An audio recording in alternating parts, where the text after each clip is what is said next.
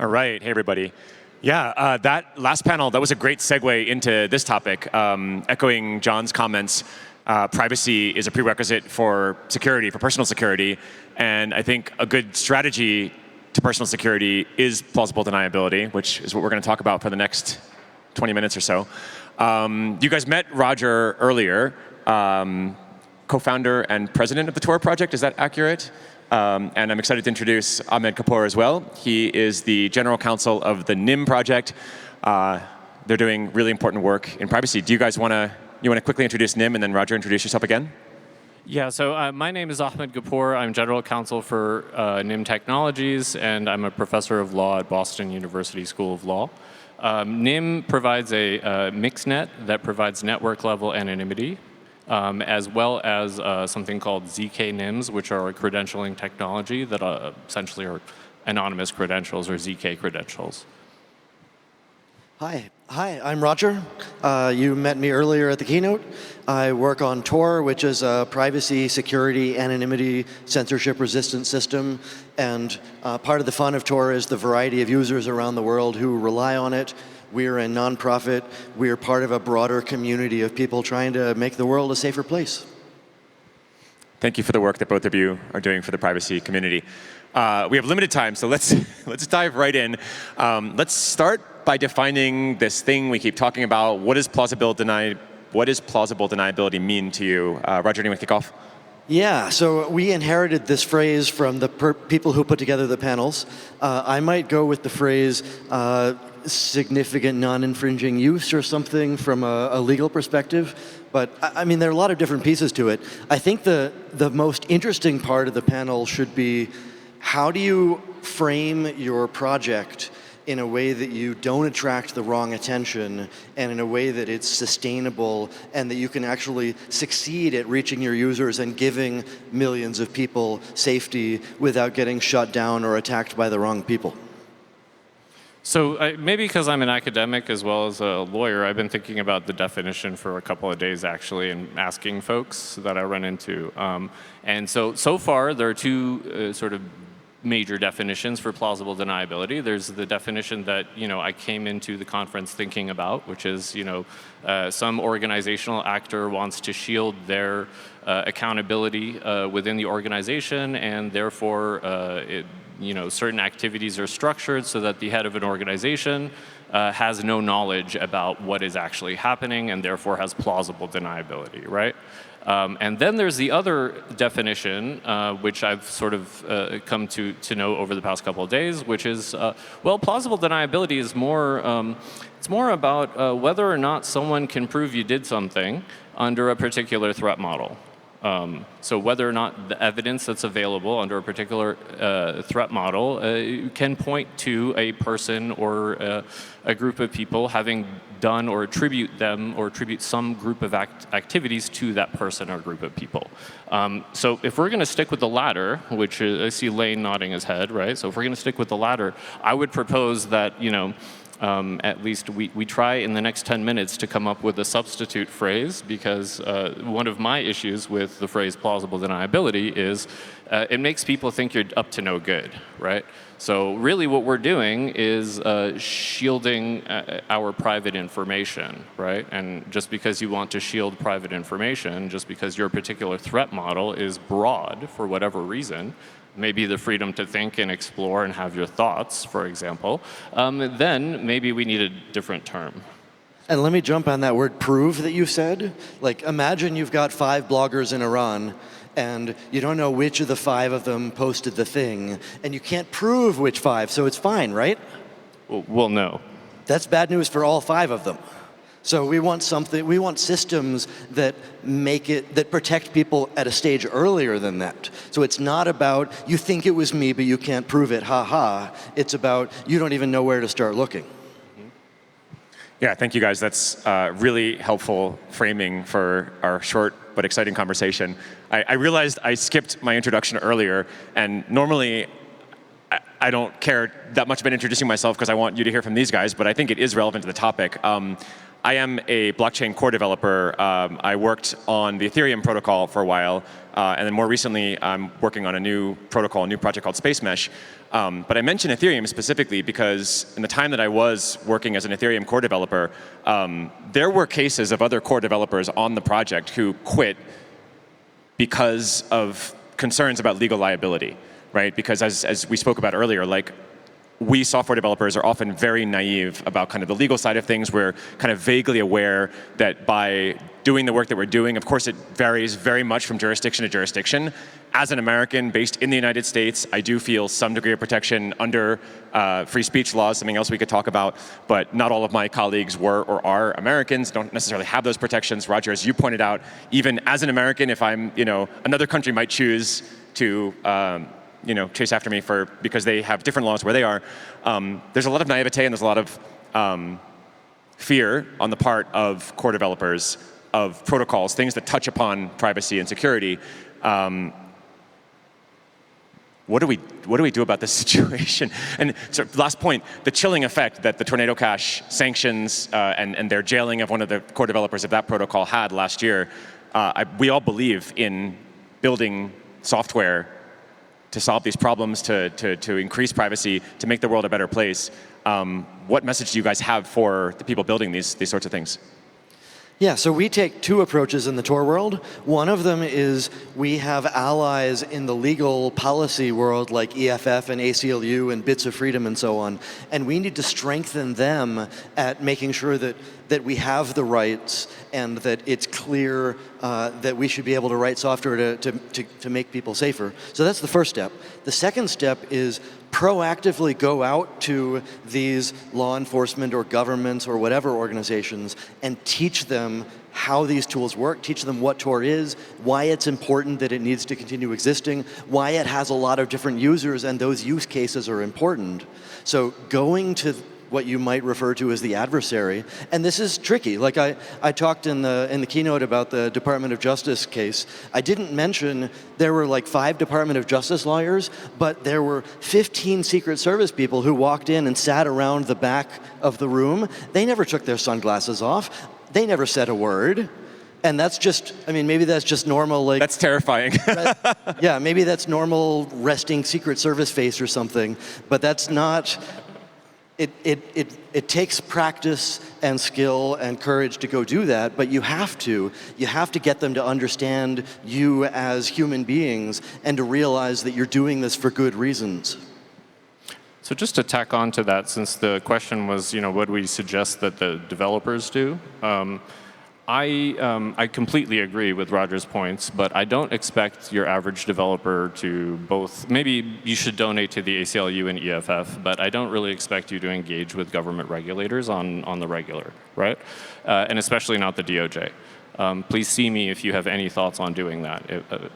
That was a joke. Okay, so, but I think one thing that you can do is educate yourself, right? Just as Roger's saying we need to educate the regulators and the governments generally on what exactly is going on, what are the trade-offs in a lot of their policies of enforcement and their substantive regulatory policies.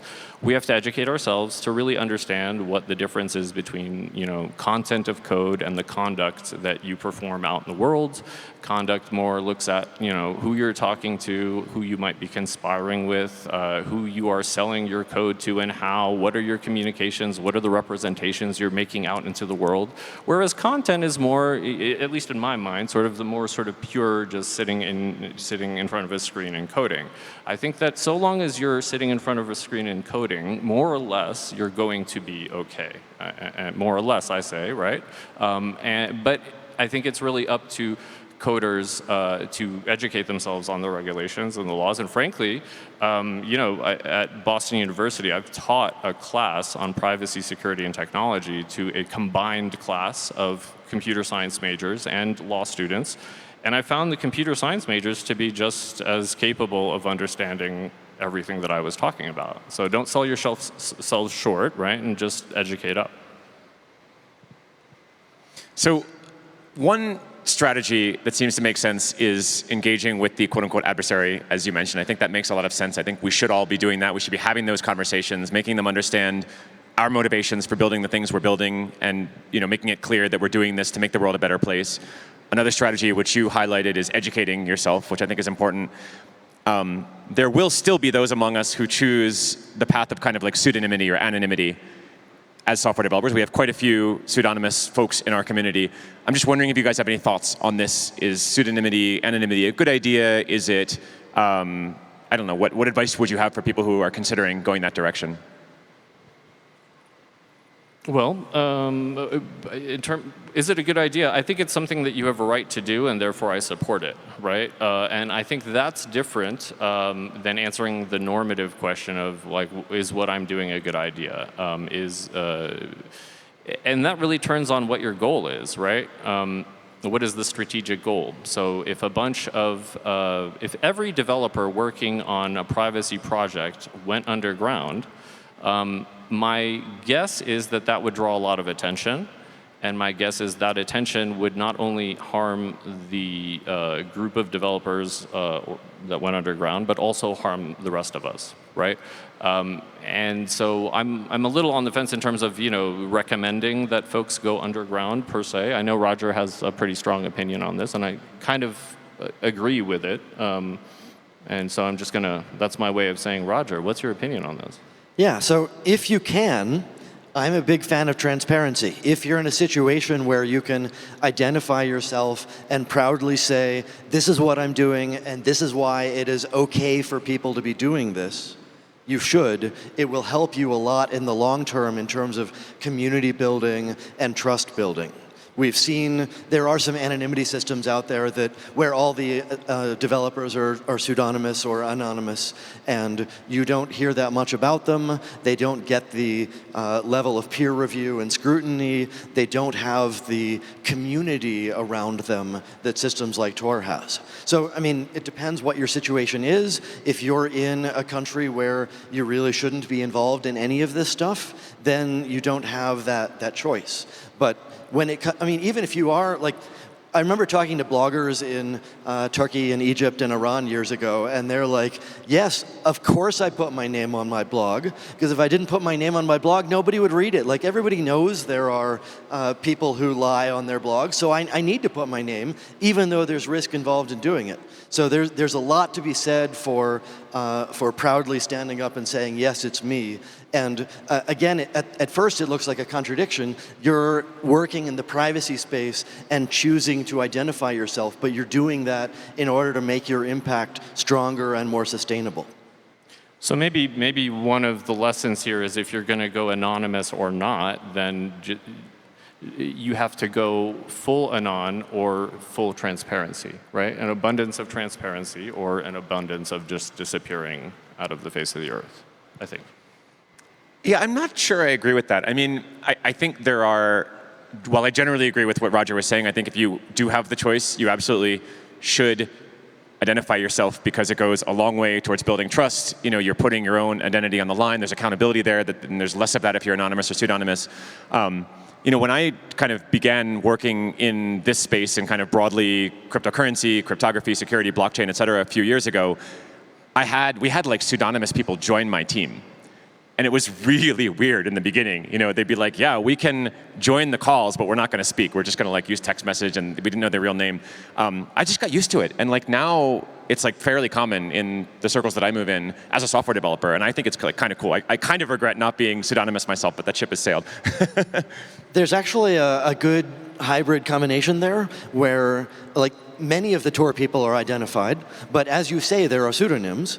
And the fact that, hi, I'm Roger, I'm in front of you, I have met this person, I don't care what their passport says, but exactly. I've met them, so I'll vouch for them. And that means that you haven't met them, but it's fine because you've met me, so this peer-to-peer social network works. So there's an operating system called Tails that's Debian-based that builds in Tor and a bunch of other things, and all of the developers of Tails are pseudonyms.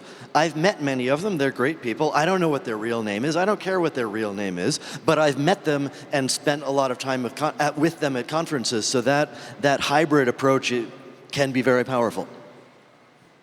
Yeah, you can definitely build a reputation around a pseudonym.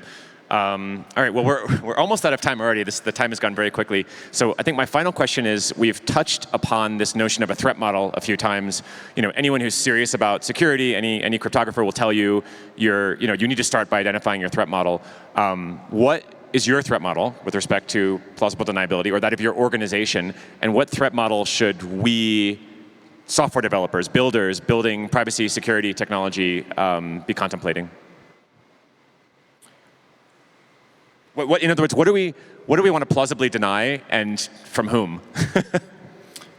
Well, that's a really good question. So a couple of thoughts on this. So first of all, Roger's point about the 5 bloggers in Iran, right? So maybe in that threat model, you have a situation where plausible deniability is not sufficient, and you need full-on anonymity, right? So that's a perfect example of that. In terms of my own threat model, or our company's threat model, NIM Technologies, personally, I believe in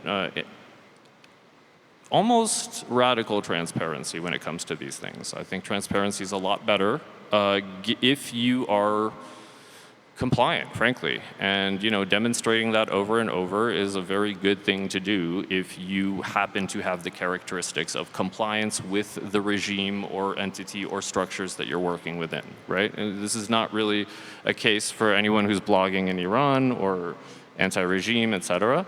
But for myself, I think we are in a comfortable position to be radically transparent. Yeah, so I agree with all of that. I've talked about transparency a lot, so I'm going to pivot to East Turkestan, the Uyghur province in China. You might know of it as Xinjiang. I talked to somebody from there who's like, yeah, your software is not relevant to me because I can't go a block without providing my passport, and I'm not allowed to go past a block because I have the wrong kind of passport. They stole my children, and they're sending them to school to teach them how to be proper Chinese people, and I see them once a week, but all they do is my child is yell at me for not being a proper Chinese person. I can't have a laptop of my own. So thinking through what your tools can help with, and remembering that there are situations where your tools are not going to be enough because the world is a shitty place in some situations, is an important motivator. Awesome. Yeah, I think that's a great note to end on. It's really important to be reminded that not everyone is as fortunate as we are, and that the tools we're building, they can move the needle for people in parts of the world that are subject to less than ideal kind of jurisdictions and laws and things like this. And we're not just building these things for ourselves, right? We're building these things for people all over the place. I know that's my motivation. That's why I do what I do. So thank you for highlighting that example. I think we're out of time. That was fast. Thank you, guys. Thanks, guys. Thank you.